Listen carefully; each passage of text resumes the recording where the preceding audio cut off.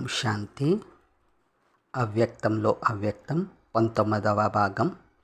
మనం ఈరోజు నిన్నటి రోజున స్మృతి దినోత్సవం రోజున మధుబన్లో జరిగిన అవ్యక్త మురళి యొక్క సారాంశాన్ని వింటున్నాము. ఈ మురళి యొక్క రివైజ్ డేటు జనవరి 18, 2003. మురళి హెడ్డింగు బ్రాహ్మణ జీవితం యొక్క స్మృతుల ద్వారా సమర్థంగా తయారయ్యి సర్వులను సమర్థంగా తయారు చేయండి. నిన్నటి భాగంలో బాబా విశేషంగా శివరాత్రి రోజు అనగా బాబా పుట్టినరోజున బాబా నోటిని తీపి చేయండి అని చెప్పారు. శివరాత్రికి ప్రతి ఒక్కరికి బాబా యొక్క పరిచయాన్ని అందించాము అనే శుభవార్తతో బాబా యొక్క నోటిని తీపి చేయండి అని బాబా తెలియజేశారు. ఈరోజు భాగం ఇప్పుడు విందాం. బాబా ఈరోజు భాగంలో ముఖ్యంగా చెప్పారు, సంకల్ప శక్తి చాలా గొప్ప శక్తి. బ్రాహ్మణాత్మలైన మీ సంకల్పం చెయ్యలేనిది ఏముంది అని బాబా అన్నారు. ఇంకా బాబా తెలియచేశారు, బ్రహ్మ బాబా యొక్క పురుషార్థం యొక్క విశేషతలను బాబా ఈ మురళిలో చాలా చాలా విశేషంగా వివరణాత్మకంగా తెలియచేశారు. బాబా యొక్క బాధ్యత, బాబా యొక్క పురుషార్థం యొక్క అభ్యాసాలు ప్రతిదీ కూడా చాలా కూలంకుషంగా మనకి అర్థం చేయించారు. బాబా చెప్పిన ఈ అమూల్య మహావాక్యాలు గుర్తుంటే చాలు, పురుషార్థంలో పరుగులు తీస్తామట. అంత విశేషంగా ఈ మురళి ఉంది. కాబట్టి అవ్యక్త స్థితిలో స్థితి అయ్యి విశేష గమనంతో ఈ మురళి మహావాక్యాలను విందాము. బాబా చెప్పారు, ఈ శివరాత్రికి ప్రతి ఒక్కరికి సందేశాన్ని ఇవ్వండి అని చెప్పారు కదా. బాబా అంటున్నారు, జరుగుతుంది, అందరూ మేము చేయాల్సిందే అనే ధైర్యం పెట్టుకుంటే జరుగుతుంది. సంకల్ప శక్తి చాలా గొప్ప శక్తి. బ్రాహ్మణాత్మలైన మీ సంకల్పం చేయలేనిది ఏముంది అని బాబా అంటున్నారు. ఎందుకు మన సంకల్పం చాలా శ్రేష్టమైనది అంటే, మన సంకల్పంలో పరమాత్మ శక్తి, పరమాత్మ యొక్క ఆశీర్వాదాలు, పరమాత్మ యొక్క వరదానాలు ఇమిడి ఉన్నాయి. వీటితో కూడినదై ఉంది కాబట్టి మన సంకల్ప శక్తి చాలా శ్రేష్టమైనది. ఇంకా బాబా చెప్పారు, అమృత వేళలో ఉన్నంత నశ కర్మయోగ స్థితిలో ఉండుటలేదు. అమృత వేళ ఎంతో బాగా నడుస్తుంది, ఆ నశ ఉంటుంది. కానీ రోజంతటిలో మామూలుగా దినచర్యలో కార్యాలు చేస్తున్నప్పుడు అంతటి నశ ఉండకపోవడానికి కారణం ఏంటి అని బాబా అడిగారు. దీనికి బాబా చెప్పారు, కర్మ చేస్తూ ఆత్మాభిమాని స్థితి, కర్మాభిమాని స్థితి రెండు వెనువెంట ఉంటున్నాయి. ఒకవైపు ఆత్మ అనుకుంటున్నాం, మరొక వైపు కర్మకి వశమైపోతున్నాం. కాబట్టి బాబా అన్నారు, కర్మయోగిగా అవ్వాలి అంటే దానికి విధి ఏంటి అంటే, కర్మ చేస్తూ నేను ఆత్మను. ఎటువంటి ఆత్మను? బాబా చెప్పారు, చాలా స్వమానాలు లభించాయి, వాటిని స్మృతిలో ఉంచుకోండి. ఉదాహరణకి, మీరు ఏదైనా పని చేస్తున్నప్పుడు నేను ఆత్మను, కర్మేంద్రియాల ద్వారా కర్మ చేయించేవాడిని, అతీతమైన ఆత్మను ఈ విధంగా స్మృతిలో ఉంచుకోవాలి అని బాబా చెప్పారు. బాబా ఉదాహరణ కూడా చెప్పారు. ఎలా అయితే వైద్యుడు తన సహయోగులతో సేవ చేస్తారు, సేవ చేస్తూ అంటే తన విధి నిర్వహిస్తూ నేను వైద్యుడను అనే విషయం మర్చిపోరు కదా. అదేవిధంగా మీరు చేయించేటటువంటి శక్తిశాలి ఆత్మని మర్చిపోకూడదు కదా అని బాబా చెప్పారు. మనం నిన్నటి భాగంలో కూడా విన్నాం, బాబా అనేక స్మృతుల యొక్క మాల మనకిచ్చారు కదా. అందులో మొదటి స్మృతి ఏంటి? నేను ఆత్మను. ఈ స్మృతే కదా వృత్తి గతి అన్నిటినీ, జీవితాన్ని అన్నిటినీ మార్చేసింది అని బాబా చెప్పారు. ఈ విషయానికి బాబా బ్రహ్మబాబా యొక్క ఉదాహరణని ఇప్పుడు మనకు వినిపిస్తున్నారు. బాబా అంటున్నారు, పాత పిల్లలకి ఈ విషయం తెలుసు. ఏ విషయం? బ్రహ్మబాబా ఆదిలో ఏ అభ్యాసం చేసేవారు? పాత పిల్లలు ఒక డైరీ చూశారు. ఆ డైరీ మొత్తం అంతా దేనితో నిండిపోయిందంటే, నేను ఆత్మను, యశోద ఆత్మ, రాధ ఆత్మ, ఫలానావారి ఆత్మ, వీరొక ఆత్మ, ఈ ఒక్క మాటతోనే పూర్తి డైరీ అంతా నిండిపోయి ఉండేది కదా అని బాబా అంటున్నారు. మనం ఈ అమూల్య మహావాక్యాన్ని విచారసాగర్ మదనం ఒకసారి చేసామంటే మనకి ఎంతో ఉమంగ ఉత్సాహం లభిస్తుంది. ఎందుకంటే సాక్షాత్తు భగవంతుడు తన శరీరంలోకి ప్రవేశించి, నీవే కాబోయే నారాయణుడువు, శ్రీకృష్ణుడుగా జన్మిస్తావని చెప్పారు. ఎవరు చెప్పారు? స్వయంగా భగవంతుడే చెప్పారు. మరి చెప్పాక కూడా నేనే అవుతాను కదా అని బ్రహ్మబాబా ఎప్పుడైనా నిర్లక్ష్యంలోకి వచ్చారా? స్వయంగా భగవంతుడే చెప్పేశారు, నేనే శ్రీకృష్ణుడిగా అవుతానని అని అన్నప్పుడు ఏమాత్రం కూడా తక్కువ చేయలేదు పురుషార్థం. అంటే చూడండి, నెంబర్ 1 ఆత్మ బ్రహ్మబాబా ఆ లెవెల్లో, ఆ స్థితిలో పురుషార్థం చేసినప్పుడు మనం ఇంకెంత పురుషార్థం చేయాలి? ఆ ఆత్మిక అభ్యాసం కొరకు మనం ఏ విధంగా శ్రమ చేయాలి? ఎవరికి వాళ్ళం ప్రశ్న చేసుకోవాలి.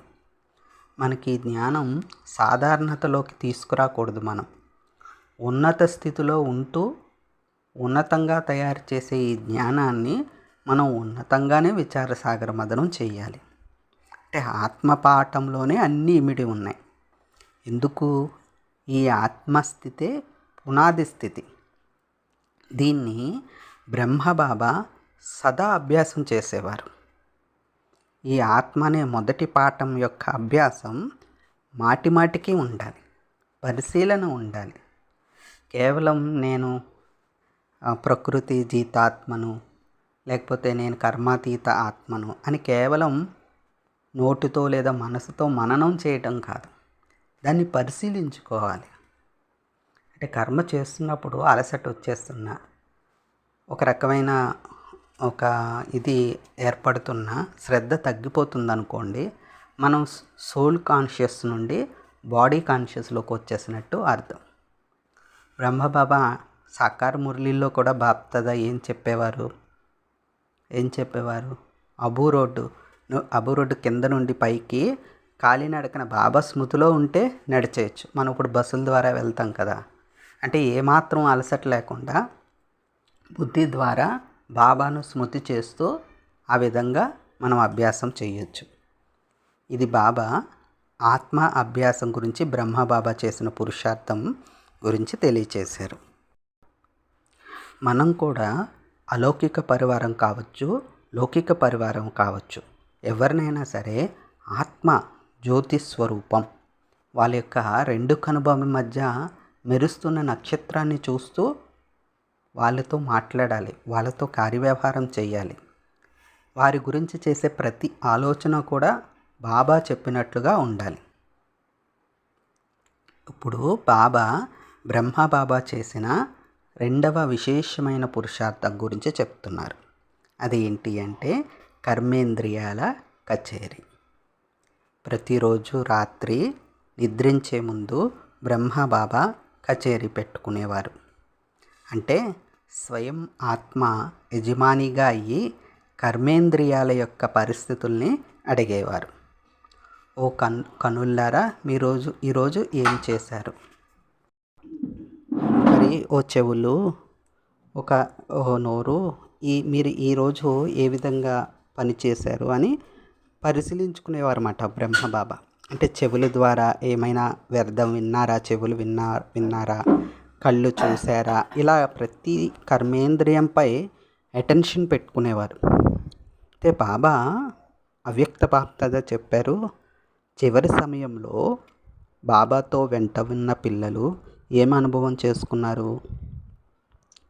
బాబా కర్తవ్యం చేస్తూ కూడా, శరీరంలో ఉంటూ కూడా, నడుస్తూ తిరుగుతూ అశరీర స్థితిలో ఉన్నట్లు అనుభవం అవుతూ ఉండేది కదా అని బాబా అంటున్నారు.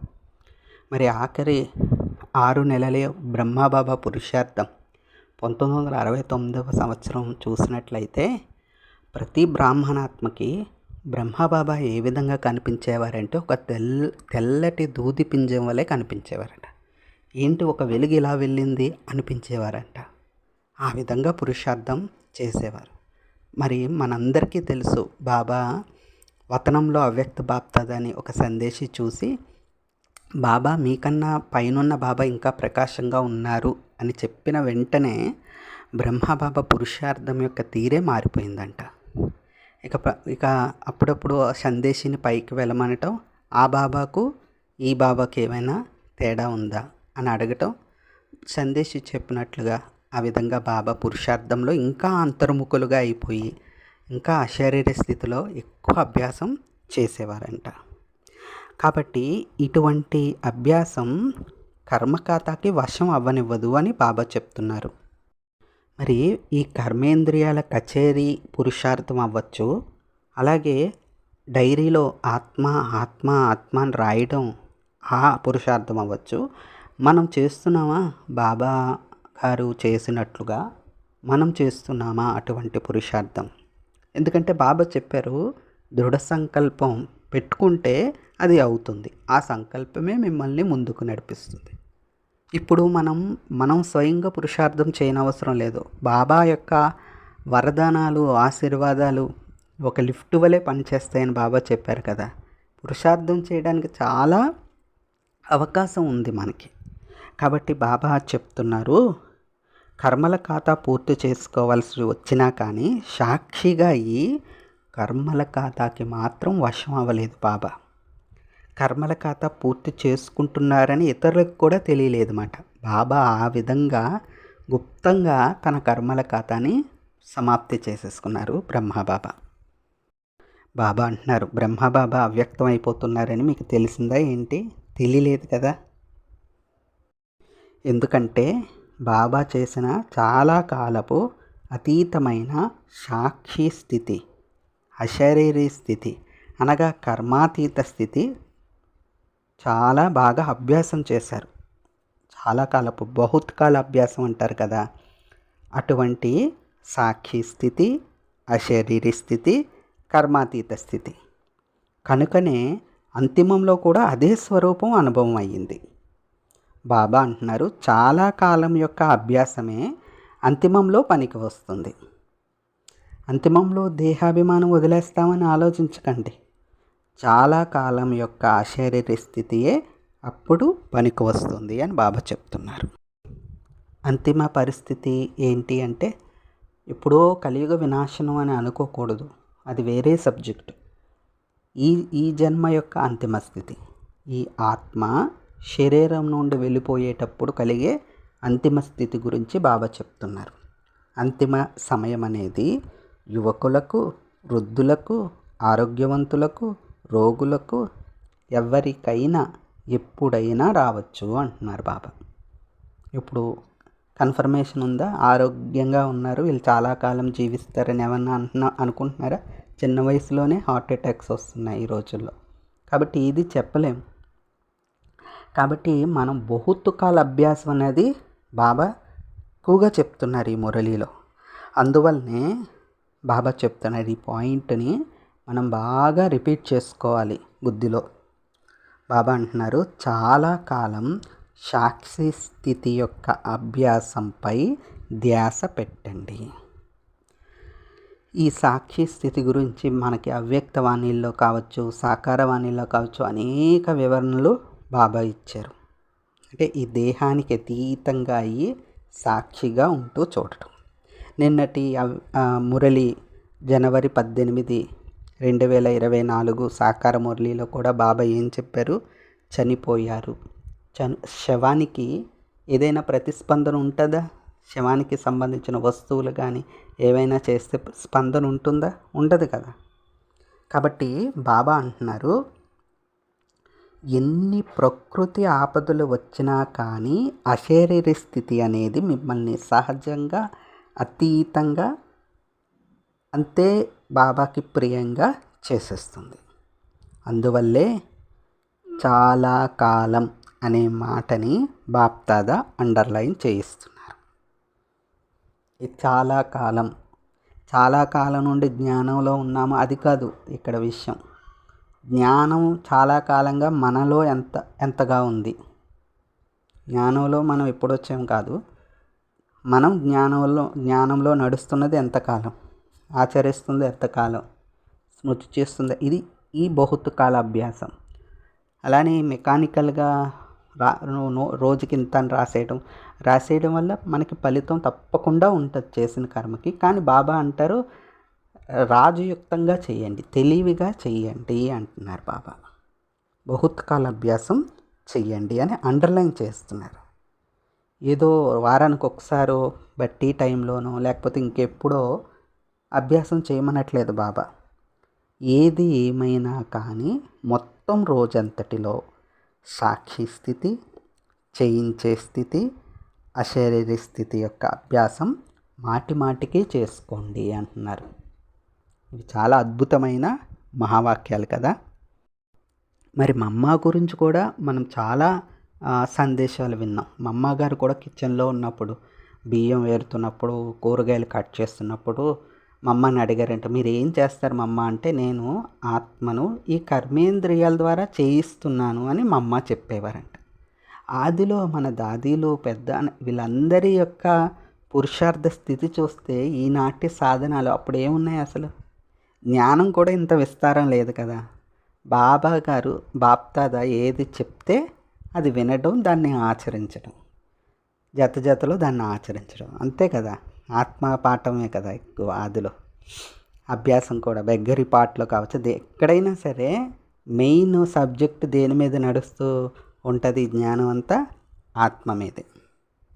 కాబట్టి మనకి మహావాక్యం మీద విశేషమైన అటెన్షన్ పెట్టుకుని అమృత వేళ నుండి రాత్రి వరకు ఈ 3 స్థితులని మనం పరిశీలన చేసుకుంటూ ఉండాలి. అంటే రాత్రి అయిపోయిన తర్వాత కాదు, ప్రతి గంటకు ఒకసారి కానీ, కర్మ అయిపోయిన తర్వాత కానీ, నేను కర్మ చేసినప్పుడు ఆత్మాని ఫీలింగ్లోకి వచ్చి చేసానా, లేకపోతే పని చేయాలి కదా అని గబగబా కంగారుగా గాబరాగా చేసేసానా?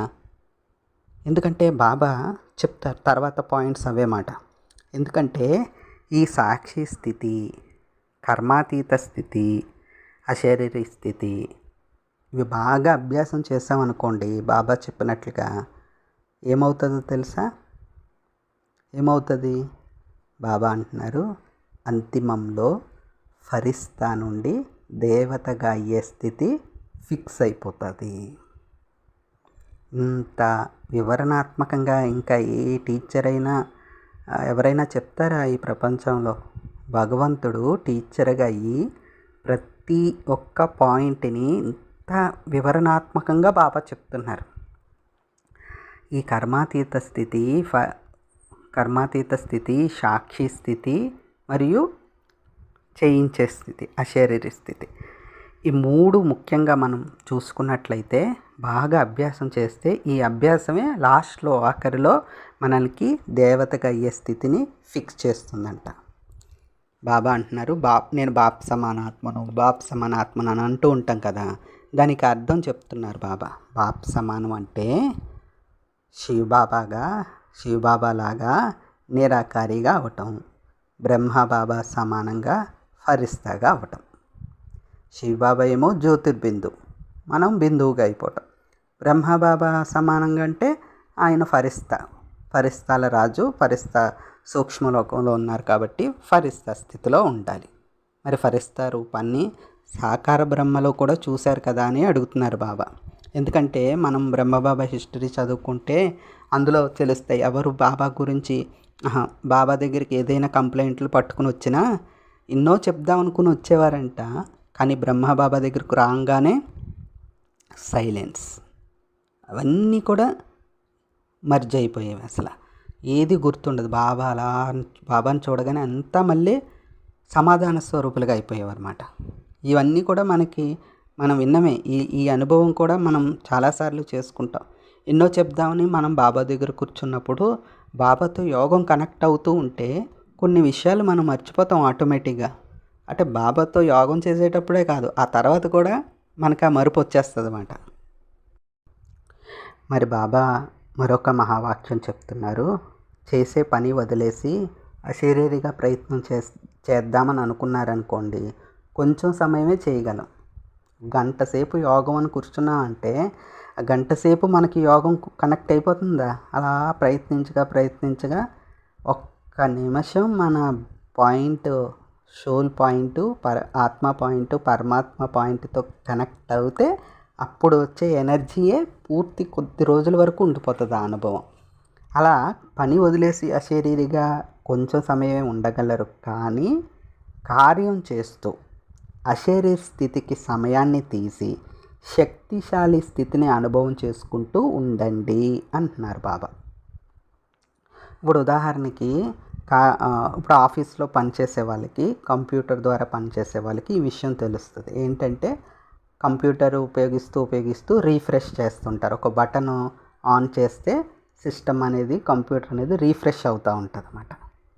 అలాగే మాతలు కూడా చూడండి, రోజుకి ఇంటిని ఎన్నోసార్లు ఊడుస్తూ ఉంటారు. ఒకసారి ఊడ్చారు కదా, ఉదయం ఊడుస్తారు, మళ్ళీ మధ్యాహ్నం ఊడుస్తారు, సాయంత్రం ఊడుస్తారు, క్లీన్ చేస్తారు. అంటే డిఫరెంట్ టైం, అనేక సమయాల్లో పనిని చేస్తున్నాం. అలాగే మనకి కూడా ట్రాఫిక్ కంట్రోల్స్ ఉండనే ఉన్నాయి. అంటే చేసేది యాంత్రికంగా చేయకూడదు అన్నమాట, ఆత్మికంగా చెయ్యాలన్నమాట. అంటే మజాగా చేస్తూ పురుషార్థం చేయాలి. ఇది రమణీయకమైన జ్ఞానం కదా, వైరాగ్యంతో కూడిన జ్ఞానం కాదు కదా. కాబట్టి ఏ పని చేస్తున్నా టైం తీసి అశరీర స్థితి, నేను ఆత్మను, పరంధామంలో ఉన్నాను, ఇలా శక్తిశాలి స్థితిని అనుభవం చేసుకుంటూ ఉండండి అంటున్నారు బాబా. మనం ఒకసారి ఆలోచిస్తే జరిగేవి చెప్తారా బాబా, జరగనివి అంటే మనం చేయగలిగినవి చెప్తారా, చేయలేనివి చెప్తారా? చేయగలిగేవే కదా చెప్తారు. చేయగలిగేది చెప్పడంతో పాటు ఒక ఎగ్జాంపుల్ కూడా మన ముందు పెట్టారు, బ్రహ్మబాబాని. అసంభవం కాదు కదా, మీరు బ్రహ్మబాబాని చూశారు కదా. అంటే బాబా చెప్పారు, ఇన్ని పాయింట్లు చెప్తున్నారు బాబా. మొన్న బాబా కూడా చాలా హోంవర్క్లు ఇచ్చారు కదా. లాస్ట్ అంటే జనవరి 18కి, డిసెంబర్ 31 అవ్యక్త మిలనంలో బాబా ఇన్ని చెప్తున్నారు. కానీ మాకు ఒకవైపు చాలా బాధ్యతలు ఉన్నాయి బాబా. ఇన్ని పురుషార్థం ఎలా చేయగలము? టైం ఉండట్లేదు బాబా, టైం ఉండట్లేదు, బిజీ అని అంటూ ఉంటాం కదా. నిన్న మురళిలో కూడా బాబా చెప్పారు, సాకార మురళిలో, బిజీగా ఉన్నామన్న మాట అనకూడదు, బిజీగా లేము, ఫ్రీ అయిపోయామని అనుకోమన్నారు బాబా. అయితే బిజీగా ఉన్నామని మనం చెప్తూ ఉంటాం కదా, దానికి బాబా చెప్తున్నారు, మీరు బిజీయా? బ్రహ్మ బాబాకి ఉన్నంత బాధ్యత మీకుందా అని అడుగుతున్నారు బాబా. బ్రహ్మ బాబా బాధ్యత అంటే కొత్త జ్ఞానం, కొత్త జీవితం, కొత్త ప్రపంచాన్ని తయారు చేసే బాధ్యత ఇప్పుడు ఎవరికీ లేదు. అందువలన అందరి లక్ష్యం ఏంటి అంటే బ్రహ్మ బాబా సమాన్ ఫరిస్తా కావటం, శివ్ బాబా సమాన్ అంటే నిరాకారి స్థితులవ్వటం. ఒకవైపు నిరాకార పరమాత్మ శివ్ బాబా, మరోవైపు ఫరిస్తా బ్రహ్మ బాబా. ఇద్దరూ ఇంత చక్కగా చెప్తూ ఉన్నప్పుడు చేయడానికి మనకి ఏమాత్రం కష్టం? ఇది చేయించేవారే ఇంత మనకి తోడుగా నీడగా చెయ్యండి అన్నప్పుడు వాళ్ళ సహయోగం లేకుండా పోతుందా? తప్పకుండా సహాయం ఉంటుంది కదా. కష్టమా ఏంటి అంటున్నారు బాబా. బాబాపై ప్రేమ ఉందా లేదా? ఎవరితో ప్రేమ ఉంటుందో వారిగా అవ్వడంలో శ్రమే ఉంటుంది. బాబా సమానంగా అవ్వాలనే సంకల్పం ఉంటే కష్టం అనిపించదు. ఒకవేళ మనకి కష్టం అనిపిస్తుందని అనుకోండి, ఫర్ ఎగ్జాంపుల్, మన సంకల్పంలో ఏదో కొద్దిగా శాతం ఉంది అని అర్థం. మనకి ప్రతి జనవరి 18 అవ్యక్త స్మృతి దినోత్సవం రోజు వరదానాలు ఇస్తున్నారు కదా బాబా. ఈ మురళిలో బాబా ఇచ్చిన వరదానం సమీపంగా రండి. మనకు వరదానం ఇస్తున్నారు. ఈ వరదానాన్ని మనం స్మృతిలో ఉంచుకుంటే మన పురుషార్థం అనేది సహజం అయిపోతుంది.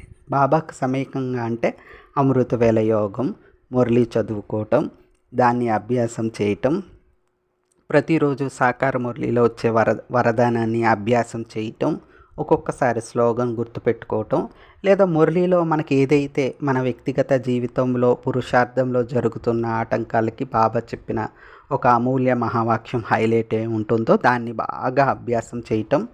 చెయ్యాలనే మనసున్నప్పుడు చాలా పాయింట్లు, ప్రతి పాయింట్లో ఏదో ఒక సమాధానం చెప్తూనే ఉంటుంది మనకి. అది బాబా చెప్పే పాయింట్ యొక్క పవర్ మాట. కాబట్టి ఇవన్నీ చేసి మీరు సమీపంగా రండి. బాబా అంటున్నారు, హద్దు వదిలేయండి. సంకల్పం, మాట, కర్మ, సంబంధాలు, సంప్రదింపులు, ఈ కార్యవ్యవహారాల్లో అన్నిటిలో కూడా హద్దు తీరాలను వదిలేయండి. మీ మనస్సు అనే నావను ఈ హద్దు తీరాల నుండి ఇప్పుడు విడిపించండి అంటున్నారు బాబా. ఎప్పుడో సత్యయుగంలో దేవతగా అయ్యాక ఆ ఆనందకరమైన జీవితం కాదు, ఇప్పుడే ముక్తులుగా అవ్వాలి. జీవన్ముక్తి యొక్క అలౌకిక అనుభవాన్ని చాలా కాలం నుండి చెయ్యండి అంటున్నారు బాబా. ఇప్పుడు సత్యయుగంలో కాదు కదా, ఇప్పుడు చేసే మన అనుభవమే ఇదే ప్రారబ్ధంగా తయారీ మనకి అనేక యుగాలు, అనేక జన్మల పాటు సుఖం, శాంతి, ఆనందం రూపంలో వస్తుంది. బాబా చెప్తుంటారు కదా, సంగమ యుగంలో ఒక్కొక్క సెకను మిగతా యుగాల్లో సంవత్సరంతో సమానమని. ఆ విధంగా బీజాలు పడుతున్న యుగం. మన ప్రతి సంబంధానికి, ప్రతి జీవితానికి, ప్రతి జన్మకి కావలసిన అన్ని ప్రాలబ్ధాలు, అన్ని సుఖభోగాలు, ఇక సంపత్తి, ఐశ్వర్యం అన్నిటికీ బీజాలు పడే సమయం ఈ యుగమే, సంగమ యుగమే. కాబట్టి బాబా చెప్తున్నారు, మరి క్రోధముక్త స్థితి గురించి చెప్పారు కదా బాబా. సమాచారం కూడా బాబా దగ్గరికి చేరుకుందంట. మరి క్రోధముక్త స్థితి చేరుకోవాలంటే సదా సహన శక్తి యొక్క కవచాన్ని ధరించి ఉండండి అని బాబా ఈ మురళిలో చెప్పారు. కోపం రాకూడదు అని అనుకుంటే ఏ కవచం ధరించమన్నారు బాబా? సహనం.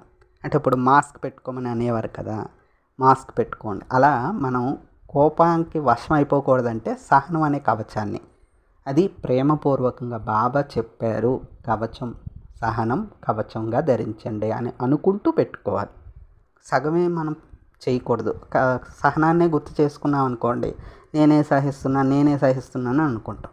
బాబా ఇచ్చారు, భగవంతుడు ఇచ్చారు, ఇలా ఫుల్ ఫ్లెడ్జ్డ్గా మనం అనుకుంటే అప్పుడు అది సరైన రిజల్ట్ వస్తుంది. అప్పుడు బాబా అంటున్నారు, అప్పుడు ఎవరు ఎంత ప్రయత్నం చేసినా మీరు రక్షణగా ఉంటారు. ఎవరు ఎంత కోపం తెప్పించాలని ప్రయత్నం చేసినా కూడా మనం ఎలా ఉంటాం? సురక్షితంగా ఉంటామని బాబా చెప్తున్నారు. ఇది ఈ రోజుటి యొక్క అవ్యక్తంలో అవ్యక్తం. కాబట్టి బాబా చెప్పినట్లుగా సాక్షి స్థితి, అశరీరీ స్థితి మరియు కర్మాతీత స్థితి, ఈ 3 ముఖ్యమైన స్థితుల గురించి బాగా రివైజ్ చేసుకుంటూ మనం పురుషార్థం చేద్దాం. ఓం శాంతి. బాబా యాత్ప్యారేస్తున్నారు. ఈ విధంగా దృఢ సంకల్పదారులకి, సదా స్మృతి స్వరూప ఆత్మలందరికీ, సదా సర్వ సమర్థతలను సమయానుసారంగా కార్యంలోకి తీసుకువచ్చే విశేష ఆత్మలకు, సదా సర్వాత్మల పట్ల దయాహృదయం కలిగి ఉండే ఆత్మలకు, సదా బాప్దాదా సమానంగా కావాలనే సంకల్పాన్ని సాకార రూపంలోకి తీసుకొచ్చే వారికి చాలా చాలా చాలా ప్రియమైన అతీతమైన పిల్లలకు బాప్దాదా యొక్క ప్రియ స్మృతులు మరియు నమస్తే. ఆత్మిక తండ్రికి ఆత్మిక పిల్లల యొక్క ఈశ్వరీయ మధుర స్మృతులు, శుభోదయం మరియు నమస్తే. బాబా నమస్తే. అచ్చా. ఓం శాంతి.